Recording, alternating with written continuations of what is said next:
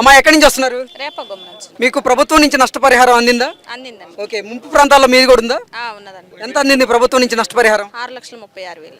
మీకేనా ఇంకా మీ కుటుంబ సభ్యులకి అందరికి ఎవరికైనా అందిందా? అందిందండి. మాకు సంతోషంగా ఉంది.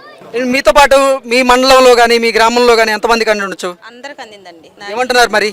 సంతోషంగా ఉందండి. చాలా చాలా సంతోషంగా ఉంది. చంద్రన్న చంద్రన్న పవన్ కళ్యాణ్ గారు, నారా లోకేష్ గారు వల్ల మాకు చాలా చాలా గత సంవత్సరం నుంచి బాధలు పడి 5 సంవత్సరాల్లో చేయండి కూడా 6 నెలల్లో మాకు ప్యాకేజీ ఇచ్చి మమ్మల్ని చాలా సంతోషపరిచారు. జగన్మోహన్ రెడ్డి మీకు ప్రభుత్వం కేటాయించిన ధర కంటే కూడా నేను 10 లక్షలు అదనంగా చెల్లిస్తాను అంటూ ఆయన హామీ ఇచ్చారు. మరి ఆ హామీ ఆయన నెరవేర్చారా? నెరవేర్చలేదండి. మీరు దరఖాస్తు ఇవ్వలేదా? ఇచ్చామండి, చాలా సార్లు ఇచ్చాం దరఖాస్తులు కూడా, కానీ అవ్వలేదండి పని. ఏమన్నారు మరి అప్పుడు ప్రభుత్వం అధికారులు? ఇదిగో పడతాయి అదిగో పడతాయి అని ప్రతి సంవత్సరం కూడా మమ్మల్ని గోదావరికి అవతలకి పంపించడమే చేశారు, కానీ మాకైతే పర్లేదు. చాలా ఇబ్బందులు పడ్డామండి, చాలా బాధలు పడ్డాం. అప్పుడు కూడా ఇలాగే మాకు 6.5 ప్యాకేజీ కొట్టండి మేము వెళ్ళిపోతామని కూడా చాలా సార్లు అడిగామండి. అయినా కానీ అసలు ఏం పట్టించుకోలేదు. 5 సంవత్సరాల ప్రభుత్వం కూడా అసలు పట్టించుకోలేదండి. ఓకే, అంటే గత ప్రభుత్వం పునరావాస కాలనీలైనా పూర్తి చేసిందా? చేయలేదండి, పూర్తి కూడా చేయలేదు. ఓకే, ఇప్పుడు ఎలా ఉంది మీ పరిస్థితి? ఇప్పుడు బాగుందండి, సంతోషంగా ఉంది.